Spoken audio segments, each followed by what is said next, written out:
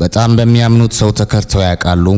አብሮት የሚበላ የሚጠጣና የልብ ሚስጥሩን የሚያክሰው በስተጀርባው ግን ጉድጓድ እየቆፈረ ቢሆንስ? ዛሬ ይዤላችሁ የመጣው ታሪክ እጅግ ልብ የሚነካ በክህደት ጥላ ውስጥ ተጀምሮ በጽናት ብርሃን የሚደመደም አስገራሚ ታሪክ ነው። ካርተር ዊሊያም የተባለ ባለጸጋና በ9 ዓመቷ ማያ መካከል የተፈጠረውን ከቤታቸው ግድግዳ በስተጀርባ የተደበቀውን አስፈሪ ሚስጥር ስንፈታም አብራችሁን ትቆያላችሁ። ይህ ታሪክ ጥልቅ ትምህርት የሚሰጥና እስከ መጨረሻው ድረስ ስሜታችሁን የሚቆጣጠር ነው። ስለዚህ ታሪኩን ከመጀመራችን በፊት ቪዲዮውን ላይክ በማድረግ ጀምሩ። የእናንተ ላይክ ማድረግ ለኔ ትልቅ ብርታት ነው። በተጨማሪም ይህንን ታሪክ የትኛው የዓለማችን ክፍል ሆናችሁ እየተከታተላችሁ እንደሆነ በኮሜንት መስጫው ላይ ጻፉልኝ። ስሞቻችሁንና የምትገኙበትን ቦታ ማወቅ ደስ ይለኛል። እንደነዚህ ያሉ አዳዲስና መሳጭ ታሪኮች ሁልጊዜ እንዲደርሷችሁ ቻናሉን ሰብስክራይብ ማድረጋችሁ እንዳትረሱ። የደወል ምልክቷንም በመጫን ቤተሰብ ሁኑ። አሁን ወደ ታሪኩ እንለፍ። በካርተር ዊሊያም ግዙፍ መኖሪያ ግቢ ውስጥ የሰፈነው ጸጥታ የሚረበሸው አልፎ አልፎ በሚሰማው የዛፎች ቅጠል ሽውታ ብቻ ነው። የካርተር ቢሮ በቤቱ በስተምስራቅ በኩል የሚገኝ ሲሆን ግድግዳዎቹ በሙሉ በጥንታዊ የወልነት እንጨት የተሰሩ መደርደሪያዎች ተሸፍነዋል። በእነዚህ መደርደሪያዎች ላይ በሺዎች የሚቆጠሩ መጻሕፍት፣ የቴክኖሎጂ ሽልማቶችና ብርቅዬ ቅርሶች ተቀምጠዋል። ካርተር በቢሮ መካከለኛ ጠረጴዛ ላይ ተቀምጦ የኮምፒውተር ቁልፎችን በፍጥነት ይጫናል።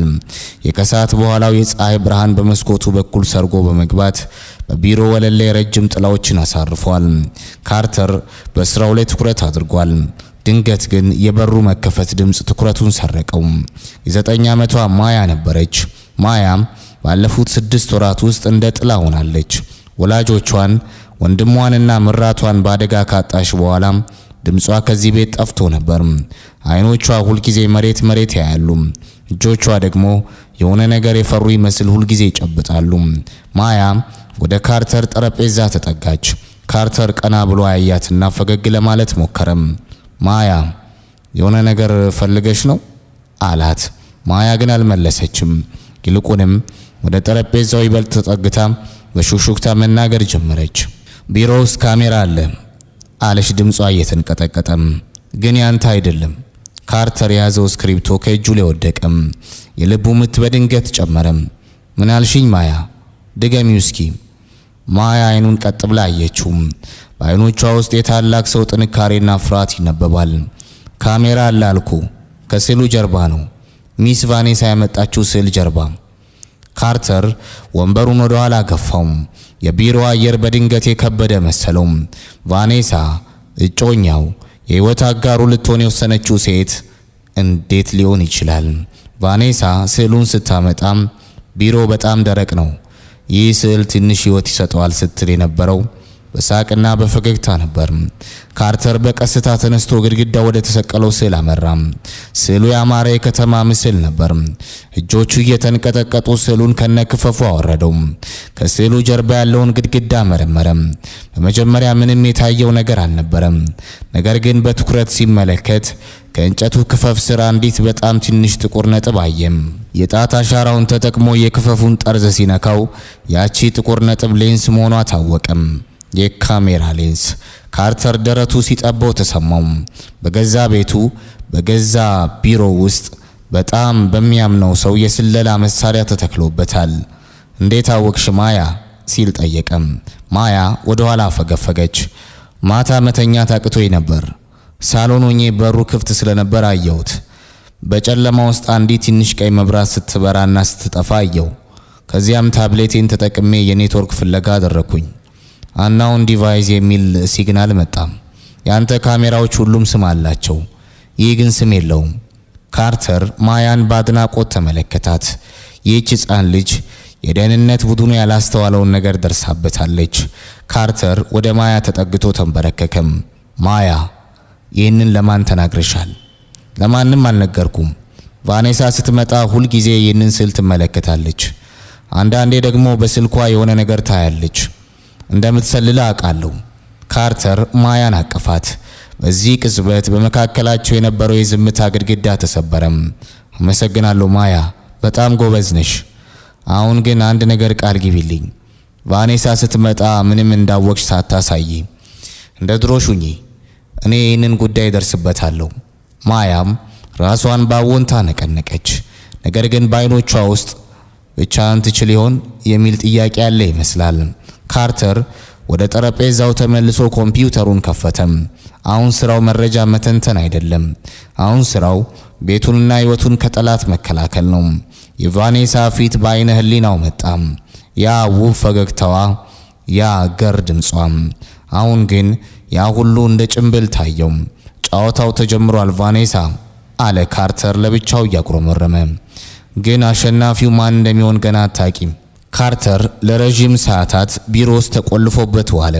ማያ ደግሞ በበሩ ስር እያለፈች ትከተለዋለች። ቤቱ አሁን እንደ ወጥመድ ሆኗል። እያንዳንዱ ግድግዳ ጆሮ ያለው፣ እያንዳንዱ ጥግ አይን ያለው ይመስላል። ካርተር በስልኩ የድሮ ጓደኛውን ሪድን ደወለለት። ሪድ በአስቸኳይ እፈልግሃለሁ፣ ቤቴ ውስጥ ያልተጋበዘ እንግዳ አለ። ሪድ በሌላኛው መስመር ምን ማለት ነው ካርተር ሲል ጠየቀም። መተህ ማየት አለብህ፣ ግን ስትመጣ እንደ ደህንነት ባለሙያ ሳይሆን እንደ ድሮ ጓደኛ መስለና። ቫኔሳ እንድጠረጥር አልፈልግም። ካርተር ስልኩን ዘጋው። አሁን የሚቀረው መጠበቅ ብቻ ነው። ቫኔሳ በቅርቡ ትመጣለች። የዛሬው ምሽት ግን እንደ ማንኛውም ምሽት አይሆንም። በካርተርና በቫኔሳ መካከል ያለው የፍቅር ታሪክ አብቅቶ የክህደትና የበቀል ታሪክ ተተክቷል። ካርተር ቢሮ ውስጥ ብቻውን ተቀምጧል። ግድግዳው ላይ ተሰቅሎ የነበረው ስዕል አሁን መሬት ላይ ተደፍቷል። ያቺ ትንሽ የካሜራ ሌንስ ግን አሁንም አይኑን አፍጥጣ የምታየው ይመስለዋል። ካርተር በህይወቱ ብዙ ጣውረዶችን አይቷል። በቴክኖሎጂው ዓለም ብዙ ጠላቶችን አፍርቷል። ነገር ግን በገዛ እጮኛው አብራው በምትኖር ሴት ትከዳለሁ ብሎ ለአፍታም አስቦ አያውቅም። አጎቴ ካርተር። ማያም በድጋሚ በሩ ላይ ቆማለች። በዚህ ጊዜ በእጇ ታብሌቷን ይዛለች። ካርተር ቀና ብሎ አያት። አሁን ማያን የሚያያት እንደ ሕፃን ልጅ ሳይሆን እንደ ታማኝ የጦር አጋር ነው። ነይ ማያ ግቢ አላት ድምፁን ዝቅ አድርጎም። ሌላ ያገኘሽው ነገር አለ? ማያ ወደ ጠረጴዛው ተጠግታ ታብሌቱን አሳየችው። ስክሪኑ ላይ የተለያዩ የሞገድ መስመሮች ዌቭስ ይታያሉ። ካሜራው መረጃውን እየላከ ነው አለች ማያ። ልክ አሁን አንተ ስዕሉን ስታወርደው ሲግናሉ ተለዋውጧል። ምናልባት የሆነ ሰው ስዕሉ መነካቱን አውቆ ሊሆን ይችላል። ካርተር የረጅም ጊዜ የቴክኖሎጂ ባለሙያ በመሆኑ ማያ የምትለውን ወዲያውኑ ተረዳው። ማለትም እንቅስቃሴው ተመዝግቧል ማለት ነው። ማያ ራሷን ባወንታ ነቀነቀች። አዎ፣ ግን ያ ብቻ አይደለም፣ ሌላ የሲግናል ምንጭ አግኝቻለሁ። ጣቷን በታብሌቱ ላይ አንሸራታ የቤቱን ፕላን አሳየችው። ሳሎን ውስጥ፣ መመገቢያ ክፍል ውስጥ እና እናንተ የምትተኛበት ክፍል ውስጥ ተመሳሳይ ሲግናሎች አሉ አለችው። ካርተር በድንጋጤ ወንበሩ ላይ ተቀመጠም። ይህ ማለት ቤቱ ሙሉ እንደ ወንፊት ተበስቷል ማለት ነው። ቫኔሳ እያንዳንዱን የካርተርን እንቅስቃሴ፣ እያንዳንዱን የስልክ ንግግሩን፣ ሌላው ቀርቶ እንቅልፍ ሲተኛ እንኳን ትከታተለው ነበር። ይህ የስለላ ስራ ብቻ አይደለም ማያ አለ ካርተር እጆቹን በማያያዝ። ይህ መውረር ነው። ቤቴን ወረዋለች። ካርተር ከመቀመጫው ተነሳ። ሁሉንም ማግኘት አለብን፣ ግን ቫኔሳ ሳታውቅ። በሚቀጥሉት 2 ሰዓታት ውስጥ ካርተርና ማያ በቤት ውስጥ እንደ ድመትና አይጥ መፈለግ ጀመሩ። ካርተር የላቁ የፍተሻ መሳሪያዎችን ከካዝና አወጣ። ማያ ደግሞ በታብሌቷ የሲግናል አቅጣጫውን ትጠቁመዋለች። ሳሎን ውስጥ ካለው ግዙፍ ሰዓት ውስጥ አንዲት ካሜራ አገኙ። መመገቢያ ክፍል ውስጥ ካለው የሻማ ማስቀመጫ ስር ሌላ ማይክሮፎን አገኙ። በጣም ያስገረማቸው ግን መኝታ ቤት ውስጥ ነበር። ካርተር የሚጠቀምበትን የአየር ማቀዝቀዣ ኤሲ ከፍቶ ሲመለከት ውስጡ የተገጠመው መሳሪያ የድምጽና የምስል መረጃዎችን በቀጥታ ወደ ውጭ የሚልክ ነበር። ይህ ሁሉ መረጃ ወዴት ነው የሚሄደው ሲል ካርተር ጠየቀም። ማያ በፍጥነት ቁልፎቹን ተጫነች። ሲግናሉ መጀመሪያ ወደ አንድ የአካባቢው መጋዘን ይሄዳል። ከዚያ ግን ወደ ውጭ ሀገር ወደ ኬማን ደሴቶች ይላካል። መረጃውን የሚቀበለው ድርጅት ስም የለውም፣ ግን ኦሪዮን የሚል ኮድ ተጠቅመዋል። ካርተር ኦሪዮን ሲል ደገመው። ይህ የኔ ትልቁ ተፎካካሪ ድርጅት የሚጠቀምበት ስም ነው። ቫኔሳ ለነሱ ነው የምትሰራው። በዚህ መሃል የቤቱ የውጭ በር ሲከፈት ተሰማም። የቫኔሳ የጫማ ድምጽ በኮሪደሩ ላይ አስተጋባም። ካርተር የት ነው የኔ ጀግና የቫኔሳ ድምፅ እንደ ድሮ ጣፋጭና አፍቃሪ ነው። ካርተርና ማያ አይን ላይን ተገጣጠሙ። ካርተር በፍጥነት ታብሌቱን ደበቀው። ማያም ወደ ጥጉ ሄዳ መጽሐፍ እንደምታነብ ሆነች። ካርተር ትንፋሹን አስተካክሎ ከቢሮ ወጣም። ቫኔሳ ሳሎን ውስጥ ቆማለች። በእጇ ጥቂት የገበያ ቦርሳዎችን ይዛለች። ውዴ ሆይ ዛሬ ቀድመ መጣ ስትል በፈገግታ ጠየቀችውና ወደሱ ቀርባ ልትስመው ሞከረች። ካርተር ለሰከንድ ያህል አመነታም። ያ ሳቋ፣ ያ የሽቶዋ መዓዛም አሁን ግን እንደ ተንኮለኛ እባብ ታየችው። ቢሆንም ውስጣዊ ቁጣውን አፍኖ ጉንጯን ሳማት። አዎ ትንሽ የራስ ምታት ስለነበረብኝ ቀድሜ መጣው አላት። ድምፁ እንዳይከዳው ተጠነቀቀም። ቫኔሳ አይኖቿን ወደ ቢሮ በረክ አደረገች። ቢሮ ውስጥ የሆነ ነገር ተቀይሯል ስትል ጠየቀችው። በጥንቃቄ ወደ ቢሮ አመራች። ካርተር ልቡ ክፉኛ መምታት ጀመረም። ስዕሉ መሬት ላይ ነው ያለው። ክፈፉ ተሰብሯል። ቫኔሳ ካየችው ሁሉም ነገር ያበቃለታል። ቫኔሳ አላት ድምፁን ከፍ አድርጎ። ዞር አለች። አቤት። ዛሬ ማታ እራት ውጭ እንብላ፣ ማያንም ይዘናት እንሄዳለን። በጣም ደክሞኛል፣ ምግብ መስራት የለብሽም አላት። ይህንን ያለው ትኩረቷን ከቢሮ ለማስመለጥ ነበር። ቫኔሳ ፈገግ አለች። እንዴታ፣ በጣም ደስ ይለኛል፣ ግን መጀመሪያ ልብሴን ልቀይር። ወደ መኝታ ቤቱ አመራች። ካርተር ወደ ማያ ዞር ብሎ ተዘጋጂ የሚል ምልክት በእጁ አሳያት። ቫኔሳ መኝታ ቤት ውስጥ ልብሷን ስትቀይር ካርተር ቢሮ ውስጥ ገብቶ ስዕሉን በነበረበት ሁኔታ ለመስቀል ሞከረም። ነገር ግን የክፈፉ ጥግ ተሰብሮ ነበር። ሲኦል ሲል አጉረመረመም። በፍጥነት ሙጫ ተጠቅሞ ለማስተካከል ሞከረም። በዚህ መሃል ግን በቢሮ በር ስር አንድ ጥላ አየ። ቫኔሳ አልነበረችም። ጆሴፊን የቤቱ ሰራተኛ ነበረች። ጆሴፊን ወደ ውስጥ ገብታ በሩን ዘጋችው።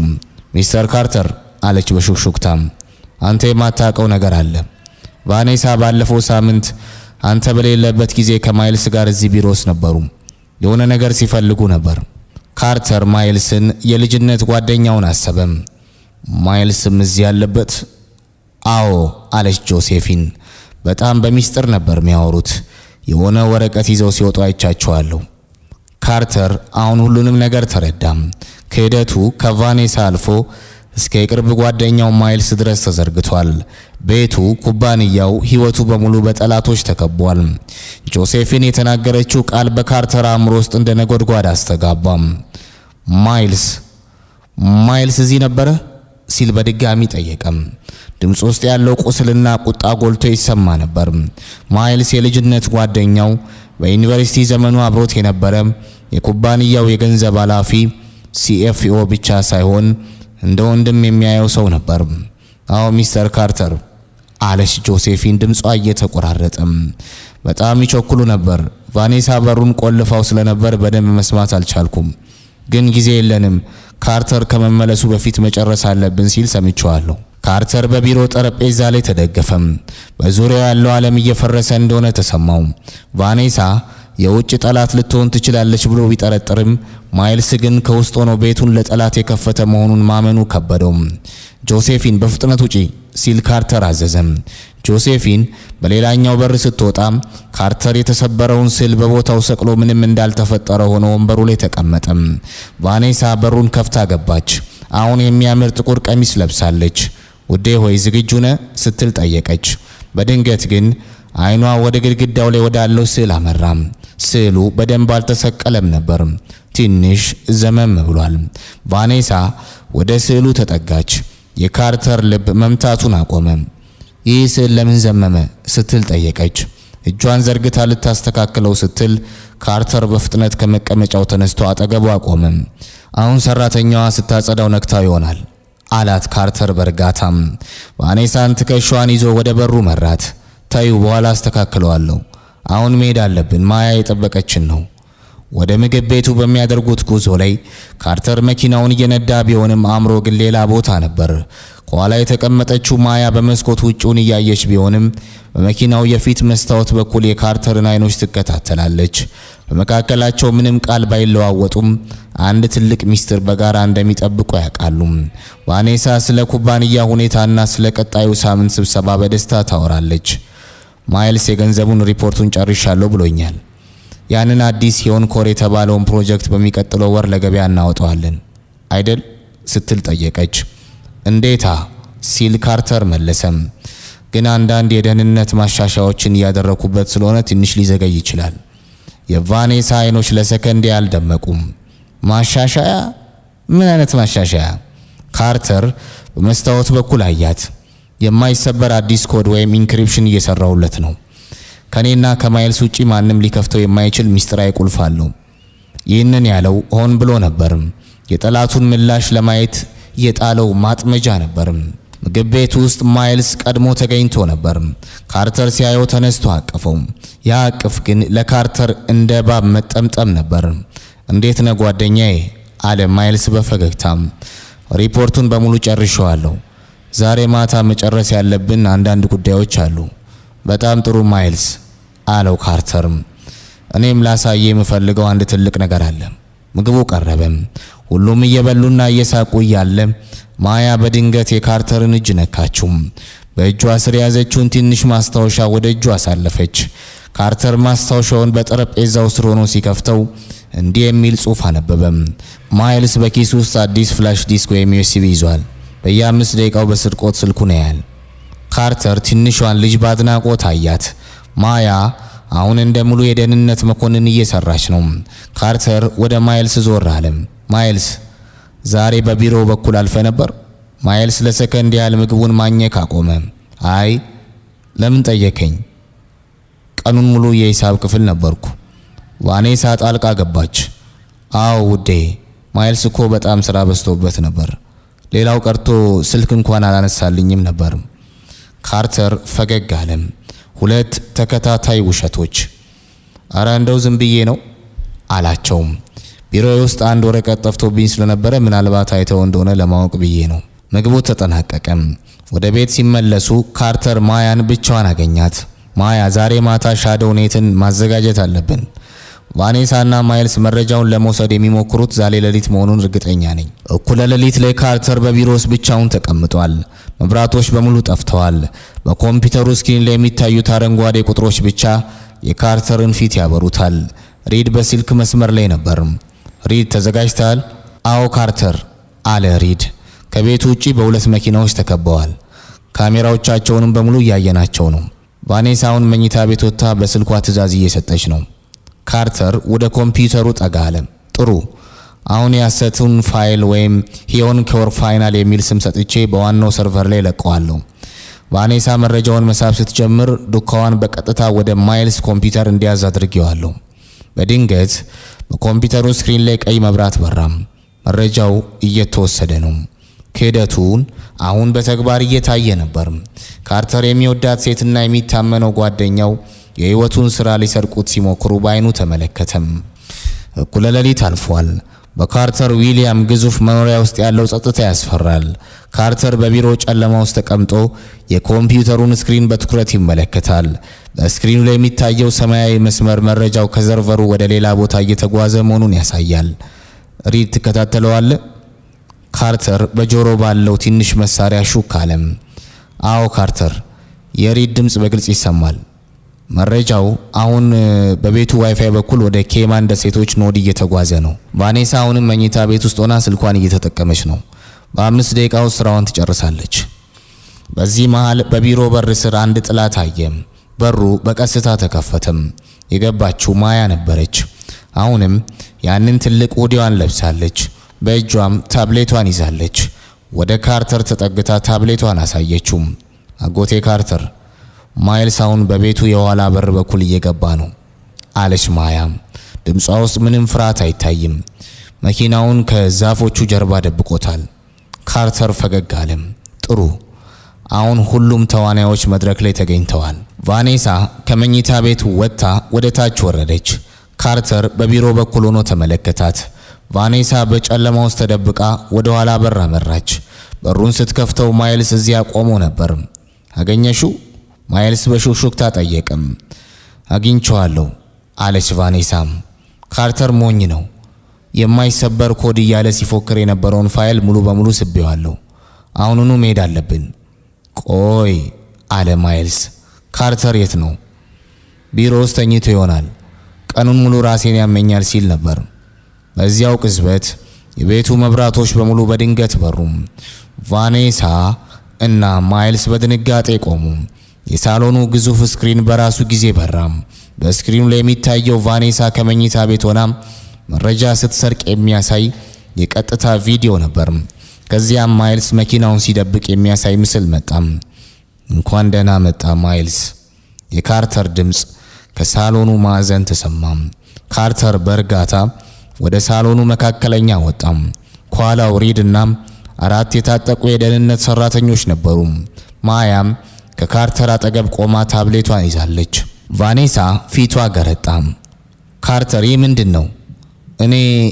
እኔ ዝም ብለሽ አልነበረም ቫኔሳ አለ ካርተር። ድምፁ እንደ በረዶ ቀዝቃዛ ነው። ዝም ብለሽ አልነበረም ቤቴ ውስጥ ካሜራ የቀበርሽው። ዝም ብለሽ አልነበረም ሂዮን ኮርን ለመስረቅ የሞከርሽው። ማይልስ ወደ ኋላ ሊያፈገፍግ ሞከረም፣ ነገር ግን ሪድ መንገዱን ዘጋበት። ካርተር ስማኝ፣ ማብራሪያ አለኝ አለም። ማይልስ ድምፁ እየተቆራረጠ ማብራሪያ ያስፈልገኝም ማይልስ አለው ካርተር። ሁሉንም ነገር ባይኔ አይቻለሁ። አንተ የልጅነት ጓደኛዬ ነበርክ። እምነቴን ሰጥቼ ነበር። አንተ ግን ለገንዘብ ብለህ ቤቴን ለጠላት ከፈትክ። ካርተር ወደ ቫኔሳ ዞር አለ። አንቺ ደግሞ ለወድሽ ሞክሬ ነበር። ወደ ቤቴ ያስገባውሽ፣ ለልጅ ዋሸሽ። አሁን ግን የጫወታው ማብቂያ ደርሷል። ሪድ የቫኔሳንና የማይልስን እጆች ወደ ኋላ አስሮ ካቴና አሰረባቸው። ቫኔሳ በቁጣ ወደ ካርተር ተመለከተች። ይህ መጨረሻው ይመስልሃል? እኔ ማንም አይደለሁም። ከኔ ጀርባ ያሉት ሰዎች አንተን ለማጥፋት ምንም አይቀራቸውም። ካርተር ወደ እሷ ተጠጋም። አውቃለሁ፣ ከኋላሽ ያሉት ሰዎች ኦሪዮን እንደሆኑ አውቃለሁ። ግን አንድ ነገር ረስተሻል። እኔ ካርተር ዊሊያም ነኝ። ማንም የገነባውትን ሕንፃ እንዲያፈርስ አልፈቅድም። ፖሊሶች ቤቱን ከበቡት። ቫኔሳና ማይልስ ወደ ፖሊስ መኪና ተወስደው ሲገቡ ካርተር በመስኮት ሆኖ ይመለከት ነበር። ቤቱ በድንገት ባዶ እንደሆነ ተሰማው። ክህደቱ ትልቅ ጠባሳ ጥሎበታል። ማያ ወደ ካርተር ተጠጋችና እጁን ያዘችው። አጎቴ ካርተር ደህና ነህ? ካርተር ዝቅ ብሎ አቀፋት። አሁን ደህና ነኝ ማያ፣ አመሰግናለሁ። አንቺ ባትኖሪ ኖሮ ዛሬ ሁሉንም ነገር አጣ ነበር። ሪድ ወደ ካርተር መጣ። ካርተር ነገሮች አሁን ይበልጥ ከባድ ይሆናሉ። ቫኔሳ መያዟ ለጠላቶቻችን ምልክት ነው። አሁን በቀጥታ ጥቃት ሊሰነዝሩ ይችላሉ። ይሰንዝሩ አለ ካርተር። እኛም ዝግጁ ነን። ሪድ ነገ ማለዳ ወደ ኒውዮርክ እንሄዳለን። የሴራውን ምንጭ እዚያው እናገኘዋለን። ማያ ቀና ብላ አየችው። እኔም እመጣለሁ? ካርተር ፈገግ አለ። አዎ ማያ፣ አንቺ እኮ አሁን የደህንነት ቡድናችን ዋና አባል ነሽ። ያላንቺ ምንም ማድረግ አንችልም። ቫኔሳና ማይልስ በፖሊስ ተይዘው ከወጡ በኋላ በዊሊያም መኖሪያ ቤት ውስጥ የሰፈነው ጸጥታ የሚከብድ ነበር። ካርተር ሳሎን ውስጥ ባለው ሶፋ ላይ ተቀምጧል። አይኖቹ በአንድ ነጥብ ላይ ተተክለዋል። ቤቱ አሁን ለሱ የፍቅር መድረክ ሳይሆን የጦር አውድማ ይመስለዋል። የቫኔዛ ሽቶ ጠረን አሁንም በአየሩ ላይ ያለ ይመስላል። ያ ጣፋጭ ሽቶ አሁን ግን የመርዝ ያህል ይሰነፍጣል። አጎቴ ካርተር። ማያ በሩ ላይ ቆማለች።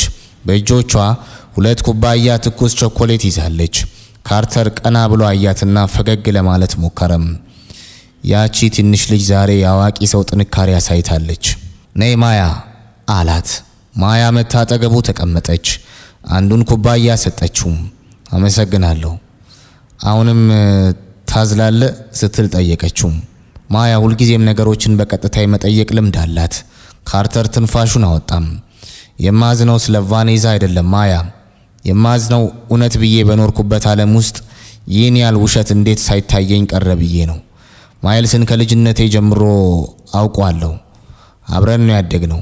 ማያ ኩባያዋን ይዛ ቆይታ አንዳንድ ሰዎች በውጭ ያማሩ ይመስላሉ፣ ግን በውስጣቸው ቀዳዳ አለ። ያንን ቀዳዳ ለመሙላት ማንኛውንም ነገር ያደርጋሉ አለች። ይህ ፍልስፍና የንግግር ከ9 ዓመት ሕፃን የሚጠበቅ አልነበረም። ሪድ ኮምፒውተሩን ይዞ መጣም። ካርተር ለማረፍ ጊዜ የለንም። ቫኔሳ ከታሰረች በኋላ የኦሪዮን ድርጅት በሲስተማችን ላይ ከፍተኛ ጥቃት መጀመሩን ወይም ሻዶኔት እያሳየን ነው። ካርተር ወዲያውኑ ወደ ስራው ተመለሰም። ምን አይነት ጥቃት? የተሰረቀውን የሐሰት ፋይል ሊከፍቱት ሲሞክሩ ወጥመዳችን መሆኑን አውቀዋል። አሁን ግን ሂዮን ኮር የሚገኝበት እውነተኛ ሰርቨር ለማግኘት በየአቅጣጫው ጥቃት እየሰነዘሩ ነው። ግን የሚገርመው ሪድ ንግግሩን አቋረጠ። ምን የሚገርመው? ጥቃቱ የሚመጣው ከውጭ ብቻ አይደለም። በድርጅቱ ውስጥ በውስጥ ሰርቨር ኢንተርናል ሰርቨር በኩል ጥቃት የሚሰነዝር ሰው አለ። ካርተር ደነገጠም። ማለትም ገና ያልተያዘ ሌላ ክህደት አለ? ማያ ጣልቃ ገባች። አጎቴ ካርተር፣ በኒውዮርክ ያለውን ግላስቴክ ቅርንጫፍ አስታወስክ? ባለፈው ወር ቫኔሳ እዚያ መሄድ አለብህ ስትልህ ነበር። ካርተር ትዝ አለው። ቫኔሳ በኒውዮርክ ያለውን የቴክኖሎጂ ማዕከል እንዲጎበኝና አዳዲስ መሳሪያዎችን እንዲጭን ደጋግማ ትገፋፋው ነበር። ሪድ፣ ግላስቴክን አሁኑኑ መመርመር አለብህ። ሪድ ለደቂቃዎች ዝም ብሎ መረመረም። ተገኝቷል። ቫኔሳ በኒውዮርክ ቅርንጫፍ በኩል የውሸት ሰራተኞችን ጎስት ኢምፕሎይስ ቀጥራ ነበር። እነሱ ናቸው አሁን ድርጅቱን ከውስጥ እየሰበሩ ያሉት። ካርተር፣ ይህ ድርጅትን ብቻ የመስረቅ ሴራ አይደለም። ይህ ድርጅትን አፍርሶ በሱ ምትክ ሌላ የነሱን ድርጅት ለመገንባት የተደረገ ዝግጅት ነው። ካርተር ከመቀመጫው ተነሳም። ሪድ፣ አውሮፕላኑን አዘጋጅ። ነገ ማለዳ ኒውዮርክ እንገባለን። ማያንስ ሲል ሪድ ጠየቀም። ካርተር ማያን ተመለከታት። ማያ ከኛ ጋር ትመጣለች። እሷ ከሌለች ይህ ዲጂታል ዱካ መከተል አንችልም። በዚያው ሌሊት ካርተር የድሮ ማስታወሻዎቹን አወጣም። ማይልስና ቫኔሳ የሰጡትን እያንዳንዱን ምክር፣ እያንዳንዱን የቢዝነስ ውሳኔ በድጋሚ መመርመር ጀመረም። አሁን ሁሉም ነገር ግልጽ ሆነለት። ማይልስ ኩባንያው ከፍተኛ ብድር እንዲወስድ ያደረገው ድርጅቱ እንዲዳከም ለማድረግ ነበር። ቫኔሳ ደግሞ ያንን ክፍተት ተጠቅመው ኦሪዮኖች እንዲገቡ መንገድ እየጠረገች ነበር። ማያ ወደ ካርተር ክፍል መታም ስዕል እያሳየችው መጣች። ይህንን አጎቴ ካርተር፣ ስዕሉ የሸረሪት ድር ይመስላል።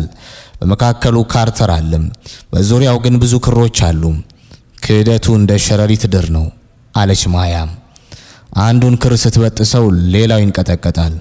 አሁን ቫኔሳን ስለበለጥናት ዋናው ሸረሪት ይንቀጠቀጣል። ካርተር ፈገግ አለ። ያንን ሸረሪት አሁኑኑ እናገኘዋለን። የካርተር የግል አውሮፕላን በኒውዮርክ JFK አውሮፕላን ማረፊያ ሲያርፍ ገና ንጋት ነበር። ከተማዋ በጭጋግ ተሸፍናለች። ካርተር፣ ማያና ሪድ ከአውሮፕላኑ ወርደው በቀጥታ ወደሚጠብቃቸው ጥቁር መኪና አመሩ። ማያ እንደተለመደው ታብሌቷን አቅፋለች። አይኖቿ ግን በከፍተኛ ትኩረት አካባቢውን ይቃኛሉ። ሪድ፣ ግላስቴክ የት ነው የሚገኘው? ካርተር ጠየቀም። በብሩክሊን የባህር ዳርቻ አካባቢ ባለ አንድ የድሮ መጋዘን ውስጥ ነው ሲል ሪድ መለሰም። በይፋ የዳታ ማዕከል ወይም ዳታ ሴንተር ተብሎ ነው የተመዘገበው። ነገር ግን ቫኔሳ በላከቻቸው ሚስጥራዊ ኮዶች መሰረት እዚያ ውስጥ ያለው መሳሪያ ከመደበኛ በላይ ነው። መኪናው ወደ ብሩክሊን ሲገባ መንገዶቹ እየጠበቡና የኢንዱስትሪ አካባቢዎች እየበዙ መጡ። በመጨረሻም በአንድ ባለ 4 ፎቅ የጡብ ህንጻ ፊት ለፊት ቆሙ። ህንጻው ምንም አይነት ምልክት የለውም። ነገር ግን በዙሪያው ያሉት የደህንነት ካሜራዎች ቁጥር ህንጻው ተራ መጋዘን አለመሆኑን ይመሰክራሉ። ማያ፣ ሲግናሉን መከታተል ትችያለሽ? ካርተር ጠየቀም።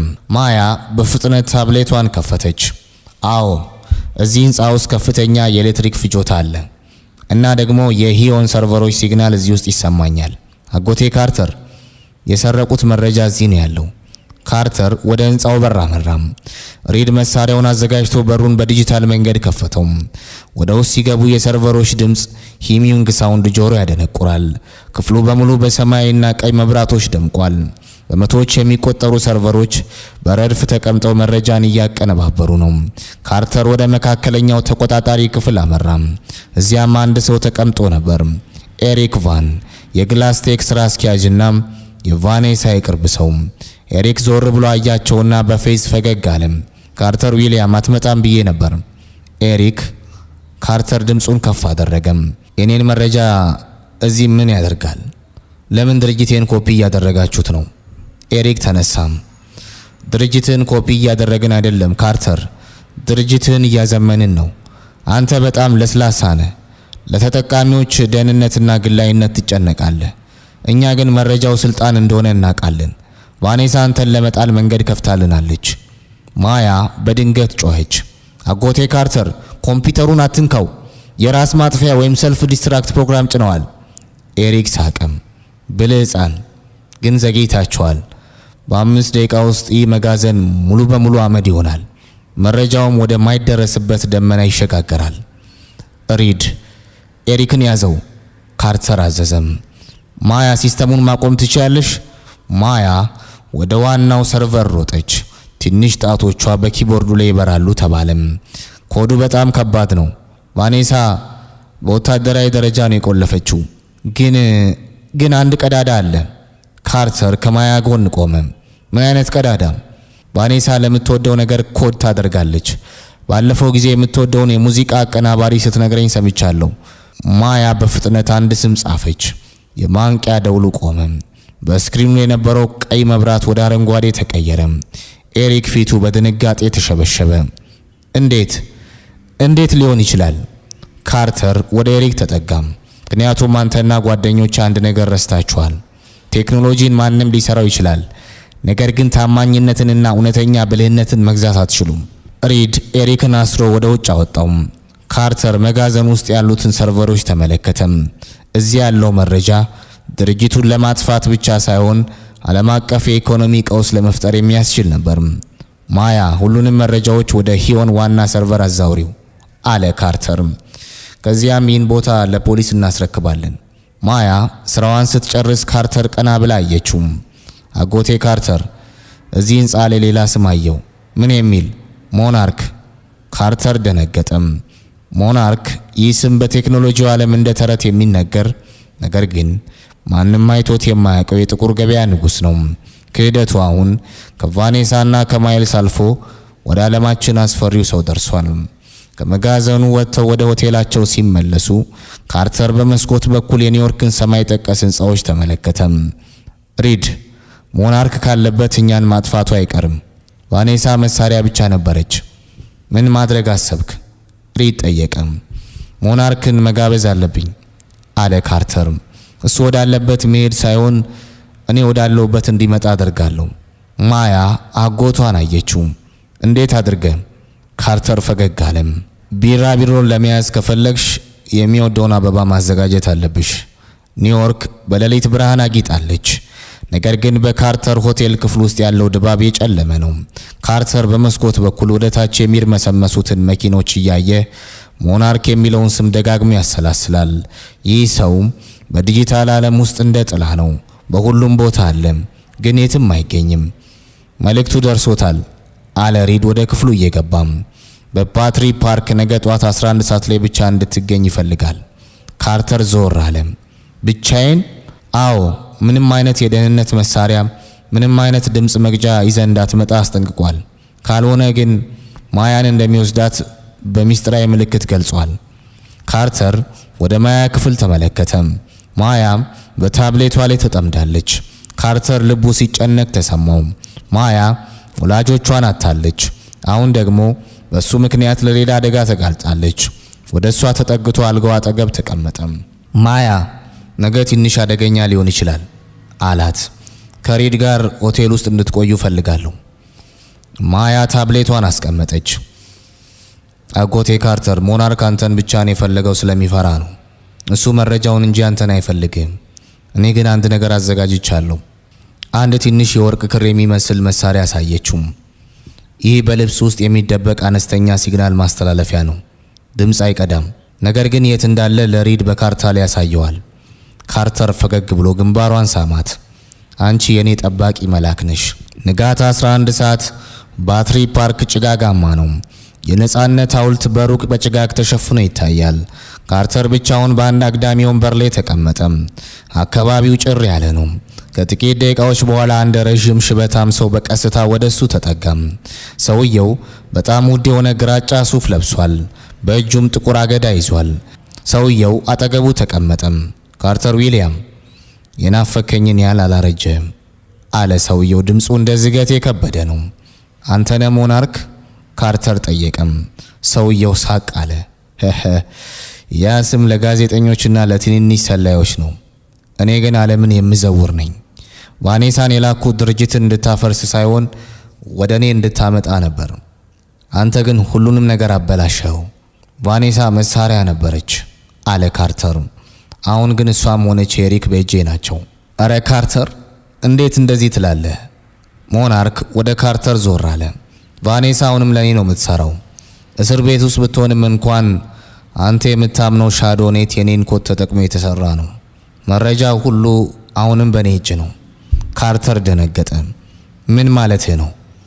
ማለትም ሞናርክ ስልኩን አውጥቶ አንድ ቪዲዮ አሳየው። ቪዲዮ የሚያሳየው ማያ ሆቴል ውስጥ ስትጫወት ነበር። ነገር ግን ከሆቴሉ መስኮት ማዶ አንድ ተኳሽ ወይም ስናይፐር በሩቅ ሆኖ ማያ ላይ አነጣጥሮ ይታያል። አሁን ምርጫው ያንተ ነው ካርተር አለ ሞናርክ። የሆን ኮር የተባለውን የሶፍትዌር ቁልፍ አሁኑኑ ትሰጠኛለህ?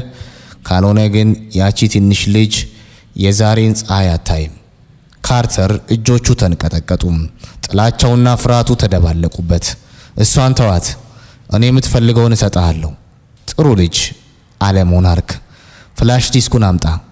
ካርተር ፍላሽ ዲስኩን አወጣም። ነገር ግን ከመስጠቱ በፊት አንድ ነገር አሰበም። ማያ የነገረችውን አስታወሰም። እሱ መረጃውን እንጂ አንተን አይፈልግህም። ይህንን ከወሰድክ በኋላ እንደምትተዋት ምን ማረጋገጫ አለኝ? ምንም አለ ሞናርክ። ግን ሌላ አማራጭ የለህም። ካርተር ፍላሽ ዲስኩን ሰጠው። ሞናርክ ተቀብሎ ተነሳ። ብሉ ውሳኔ ነው ካርተር፣ አንድ ቀን ትረዳኛለህ። ዓለም የሚመራው በእውነት ሳይሆን በኃይል ነው። ሞናርክ ወደ ጥቁር መኪናው ገብቶ ሄደም። ካርተር ወዲያውኑ ወደ ሪድ ደወለም። ሪድ፣ ማያ ደህና ናት? አዎ ካርተር ደህና ናት። ምን ሆነ ነው? ተኳሽ አለ፣ መስኮቱን ዝጉት። ምን አይነት ተኳሽ? እዚህ ማንም የለም አለ ሪድ። ካርተር፣ ማያ እኮ የሞናርክን ሲስተም ሰብራ ገብታለች። የሰጠው ፍላሽ ዲስክ መረጃ ሳይሆን የቫይረስ መክፈቻ መሆኑን አውቃለች። ካርተር በረዥሙ ተነፈሰም። ማያ ከሱ ቀድማ ሰርታለች። ሞናርክ የወሰደው ፍላሽ ዲስክ የካርተርን መረጃ የሚሰጥ ሳይሆን የሞናርክን ግዙፍ የዳታ ማዕከል የሚያፈርስ ዲጂታል ቦምብ ነበር። ካርተር ወደ ሆቴሉ ሲመለስ ማያ በደስታ ሮጣ አቀፈችው። አጎቴ ካርተር ሰርቷል። ሞናርክ ፍላሹን ሰርቨሩ ላይ ሲሰካው ሁሉንም ሚስጥራዊ ፋይሎቹን አግኝተናቸዋል። አሁን እሱ የት እንዳለና እነማን እንደሚያግዙት እናውቃለን። ካርተር ማያን አነሳት። አንቺ ከኔ በላይ ብልህ ነሽ ማያ። አሁን ግን ይህንን ጦርነት የምንጨርስበት ጊዜ ደርሷል። ካርተር ወደ ሆቴል ክፍሉ ሲገባ አየሩ በኤሌክትሪክ የተሞላ ይመስላል። ሪድ በ6 ላፕቶፖች ተከቧል። ማያ ደግሞ በመካከላቸው ሆና ትንሽ ጣቶቿን በኪቦርዱ ላይ በከፍተኛ ፍጥነት ታንሸራትታለች። በፓትሪ ፓርክ የሆነው ነገር ለካርተር ትልቅ ትምህርት ሆኖታል። ሞናርክ አደገኛ ቢሆንም የካርተርና የማያ ጥምረት ግን ከዚያ በላይ መሆኑን አረጋግጧል። ሁኔታው ምንድን ነው? ካርተር ጠየቀም። ታላቅ ድል ነው ካርተር፣ ሪድ በደስታ ጮኸም።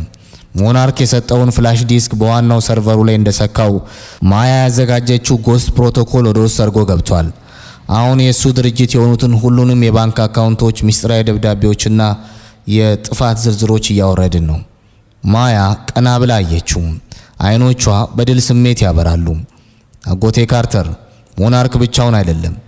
በኩባንያ ቦርድ ውስጥ ያሉት ሰዎች ከሱ ጋር በሚስጥር ግንኙነት አላቸው። ለካ ቫኔሳን መረጃ እንድትሰርቅ ያመቻቹላት እነሱ ናቸው። ካርተር ደነገጠም። እነማን ናቸው?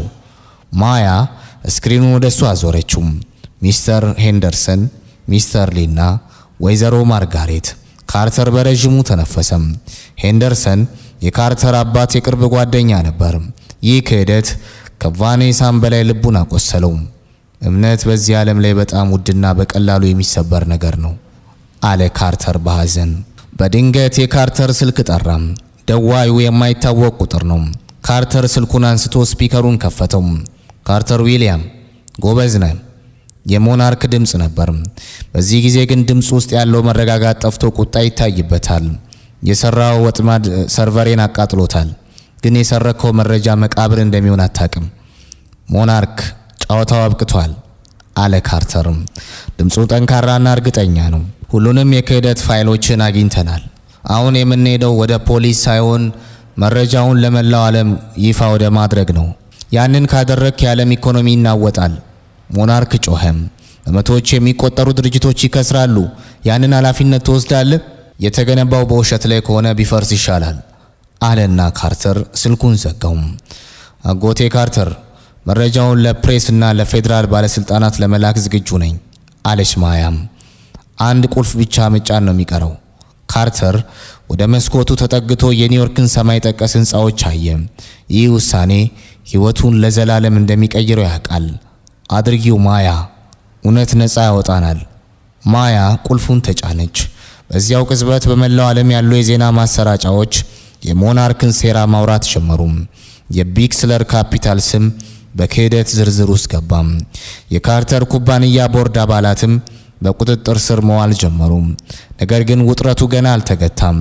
ሪድ ድንገት ጮኸም። ካርተር፣ አደጋ አለ! የሞናርክ ቅጥረኞች ወደ ሆቴሉ እየመጡ ነው። በአሳንሰሩ በኩል 4 የታጠቁ ሰዎች ወደዚህ ፎቅ እየወጡ ነው።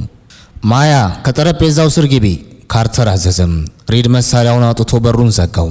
ካርተር፣ በኋላኛው በር በኩል መውጣት አለባችሁ። እኔ እዚህ ሆኜ አቆያችኋለሁ። ብቻህን አልተውህም ሪድ። ሂድ ካርተር፣ ማያን ጠብቃት። እኔ እኮ የደህንነት ባለሙያ ነኝ፣ ስራዬን ልስራበት። ካርተር ማያን አቅፎ በሆቴሉ የኋላ መውጫ በኩል መሮጥ ጀመረ።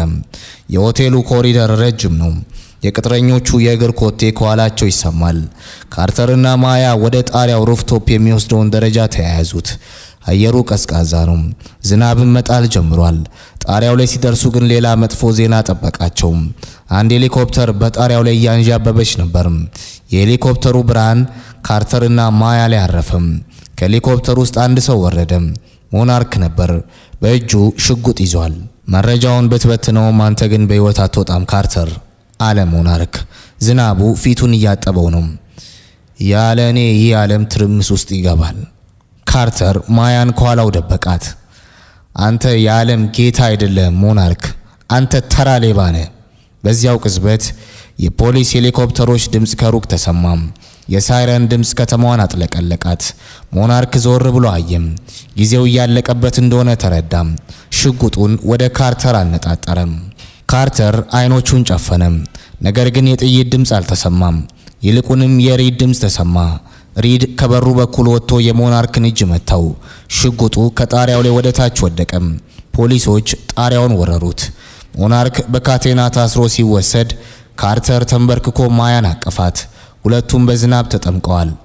አለቃ አጎቴ ካርተር? ማያ በሹክሹክታ ጠየቀች። አዎ ማያ፣ አሁን በእውነት አለቀም። ከጣሪያው ላይ በተካሄደው አስፈሪ ግጭት በኋላ ያለው ንጋት የተለየ ነበር። ኒውዮርክ በጭጋግ ተውጣለች። ነገር ግን በካርተር ሆቴል ክፍል ውስጥ የሰፈነው ጸጥታ ከበፊቱ ይልቅ ሰላማዊ ነበር። ካርተር በመስኮት በኩል ወደ ውጭ እያየ ትኩስ ቡናውን ይጎነጫል። ትናንት ማታ የፈሰሰው ዝናብ የከተማዋን አቧራ ብቻ ሳይሆን በሕይወቱ ላይ ተጋርዶ የነበረውን የክህደት ደመና ያጠበው ይመስላል። አጎቴ ካርተር?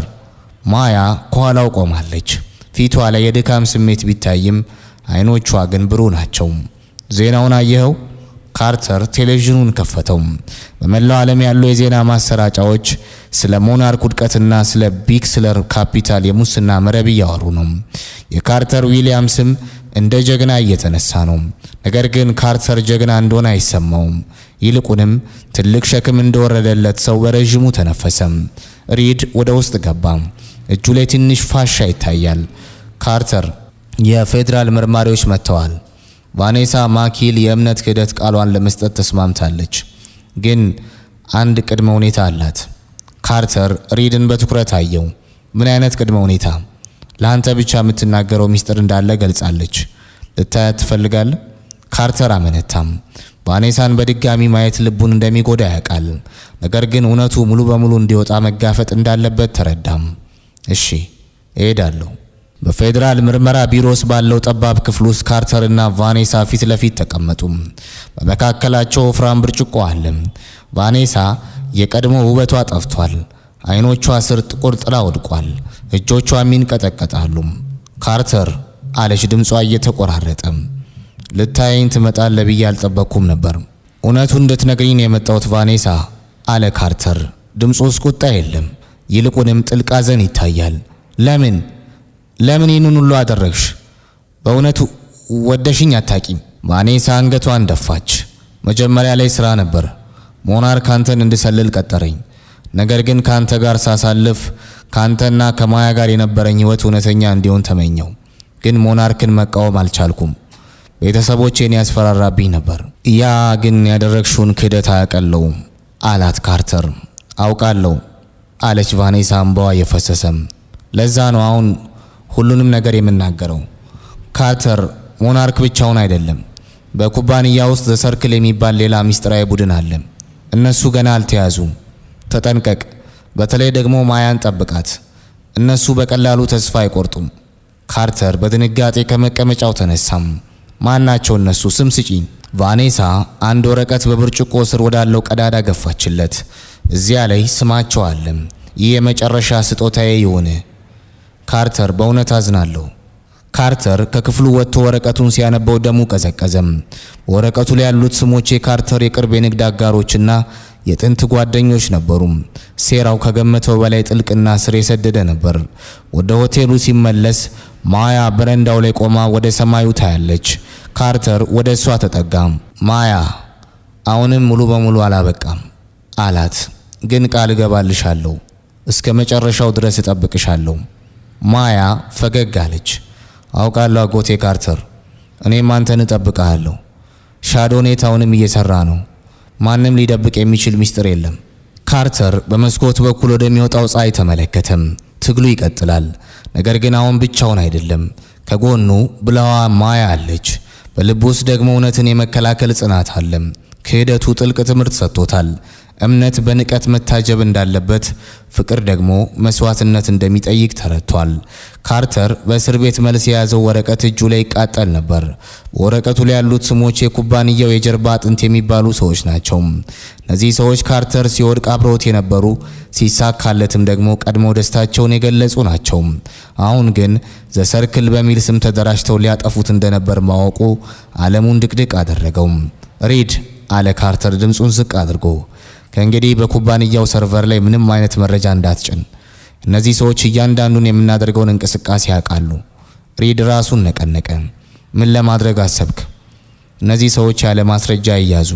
በሕግ ፊት በጣም ጠንካራ መከላከያ አላቸው። ማስረጃ አንፈልግም አለ ካርተር። ራሳቸውን እንዲያጋልጡ እናደርጋለን።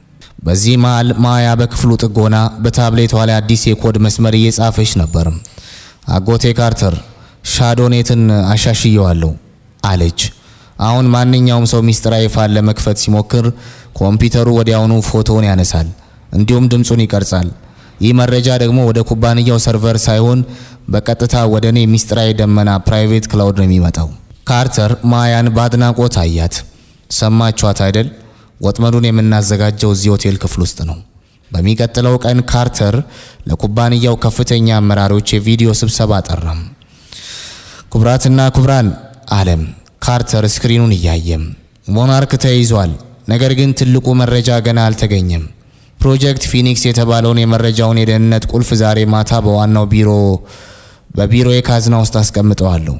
ነገ ጠዋት ለፌዴራል መንግስት አስረክባለሁ። ይህ ንግግር ትልቅ ውሸት ነበር። ፕሮጀክት ፊኒክስ የሚባል ነገር የለም።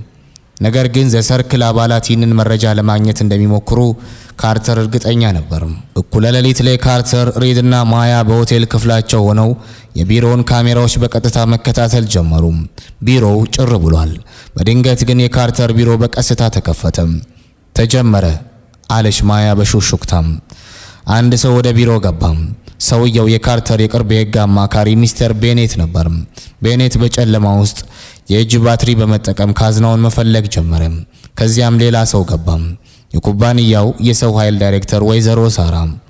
አገኘው ስትል ሳራ ጠየቀች። ገና ነው አለ ቤኔት። ካርተር ይህንን ፋይል ካገኘን በኋላ እኛን ሊነካን አይችልም። ሞናርክ ቢወድቅም እኛ ግን እንቀጥላለን። በዚያው ቅጽበት በቢሮ ውስጥ የነበሩት ስክሪኖች በሙሉ በሩ። የቤኔትና የሳራ ፊቶች በትልቁ ስክሪን ላይ ታዩ። የማያ ፕሮግራም ስራውን ጀምሯል። ጥሩ ስራ ነው ቤኔት። የካርተር ድምጽ በቢሮ ስፒከሮች በኩል አስተጋባ። ግን የፈለጋችሁት ፋይል እዚያ የለም። ያላችሁት ግን በኔ ወጥመድ ውስጥ ነው። ቤኔትና ሳራ በድንጋጤ ቆሙ። ካርተር ይህ ስህተት ነው። ቤኔት ሊያመልጥ ሞከረም። ነገር ግን የቢሮ በሮች በሙሉ በዲጂታል መንገድ ተቆለፉ። ሪድ የፖሊስ ቡድኑን ወደ ቢሮ መራቸው። የዘሰርክል ዋና አባላት እጅ ከፍንጅ ተያዙ። በሚቀጥለው ቀን ማለዳ ካርተር ወደ ዋናው ቢሮ ገባ። በዚህ ጊዜ እንደ ተሸናፊ ሳይሆን እንደ እውነተኛ መሪ ነበር። ሰራተኞቹ በሙሉ ተነስተው አጨበጨቡለት። ካርተር ግን በቀጥታ ወደ ማያ ጠረጴዛ አመራ። ይህ ድል ያንቺ ነው ማያ አላት። ማያ ፈገግ አለች። አጎቴ ካርተር አሁን ኩባንያው ንጹህ ሆኗል። ነገር ግን አንድ ነገር ተማርኩኝ። ምን? ከፍተኛው ደህንነት ያለው በኮምፒውተር ውስጥ ሳይሆን በምንመርጣቸው ጓደኞች ውስጥ ነው። ካርተር ማያን አቀፋት። አሁን ድርጅቱም ቤቱም ሕይወቱም ከጠላት የጸዳ መሆኑን አመነም። ነገር ግን የታሪኩ የመጨረሻ ምዕራፍ ገና ይቀራል። ቫኔሳ ከእስር ቤት የላከችው የመጨረሻ መልእክት ምን ይሆን? እንቀጥል እስቲም። ዘሰርክል ከተባለው የውስጥ ጠላት መንጻት በኋላ የካርተር ኩባንያ ዳግም መተንፈስ ጀመረም። ነገር ግን ካርተር በአእምሮ ውስጥ አንድ ያልተፈታ እንቆቅልሽ ነበረው። ቫኔሳ በእስር ቤት ከመለየቷ በፊት የሰጠችው ያ ትንሽ ወረቀት ሌላ ሚስጥር እንደያዘች ጠርጥሯል። በወረቀቱ ጀርባ ላይ በደብዛዛው የተጻፈ ቁጥርና ለማያ የሚል ቃል ነበር። አጎቴ ካርተር፣ ይህ ቁጥር የጂፒኤስ መጋጠሚያ ነው አለች ማያ ታብሌቷን ወደ ካርተር እያዞረች። ቁጥሩ የሚያመለክተው በከተማው ዳርቻ የሚገኝ አንድ አሮጌ የባቡር ጣቢያ ውስጥ ያለ የዕቃ ማስቀመጫ ሳጥን ወይም ሎከር ነው። ካርተር ማያን አያት። ቫኔሳ ለምን እንዲህ ያለ ሚስጥር አስቀመጠች?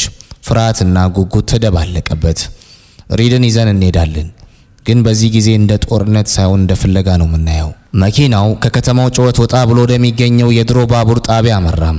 ቦታው ጭር ያለና በአሮጌ ብረት ዝገት ሽታ የተሞላ ነው። ካርተር፣ ማያና ሪድ ወደ ጣቢያው ውስጥ ገቡ። የጫማቸው ኮቴ በባዶ አዳራሽ ውስጥ ያስተጋባል። ወደ ቁጥር 214 ሳጥን ደረሱ። ካርተር ቁልፉን ሲከፍተው ውስጥ የነበረው አንድ ትንሽ የእንጨት ሳጥን ብቻ ነበር። ሳጥኑን አውጥቶ ሲከፍተው በውስጡ ያለውን አይቶ ደነገጠ። አንድ የቆየ የድምፅ መግጃ ቮይስ ሪከርደርና አንዲት ትንሽ በእጅ የተሰራች የጨርቅ አሻንጉሊት። ይህ የኔ ነው አለች ማያ በድንጋጤ። በአደጋው ቀን መኪና ውስጥ የነበረችው አሻንጉሊቴ ናት። እንዴት እዚህ መጣች? ካርተር የድምፅ መግጃውን ከፈተው። ካርተር፣ ይህንን እየሰማ ከሆነ እኔ እስር ቤት ነኝ ማለት ነው። ማያ ልጄ፣ ይህንን እንድታቂ ፈልጋለሁ። ወላጆችሽ በአደጋ ሲሞቱ ሞናርክ አደጋውን እንዲያደርሱ ያዘዛቸውን ሰዎች መረጃው እንዲሰርቁ ነበር። እኔ ያኔ ሞናርክን አላቀውም ነበር። ነገር ግን አደጋው ከደረሰ በኋላ አንቺን ለማዳን ስል ነው ወደ ካርተር ሕይወት እንድገባ የተገደድኩት። ሞናርክ አንቺን ሊገልሽ ይፈልግ ነበር። እኔ ግን ካርተርን ብሰልለውም አንቺን ግን በሚስጥር ስጠብቅሽ ነበር። በዛች አሻንጉሊት ውስጥ የወላጆችሽ የመጨረሻ መረጃ አለ። ካርተር እና ማያ ቆመው ቀሩ።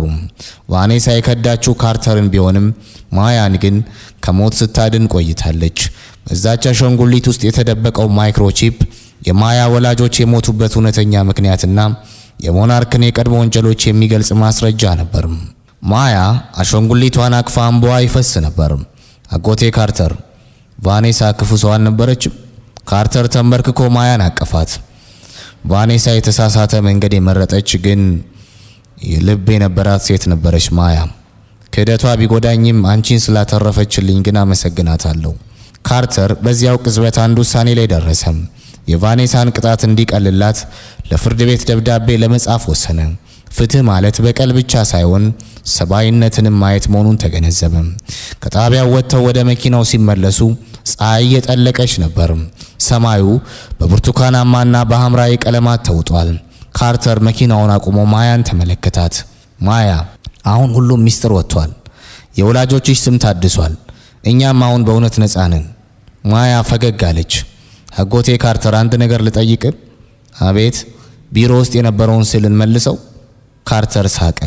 አሁን መልሰዋለን፣ ግን በዚህ ጊዜ ካሜራ የሌለበትና በእውነት የሚያምር ስዕል እንሰቅላለን። ታሪኩ ወደ ፍጻሜው እየቀረበ ነው። ካርተርና ማያ አሁን ተከላካይና ተከታይ ብቻ አይደሉም። እነሱ አሁን እውነተኛ ቤተሰብ ናቸው። የክህደቱ ጥላ አልፏል። የጽናቱ ብርሃን ግን ለዘላለም ይበራል።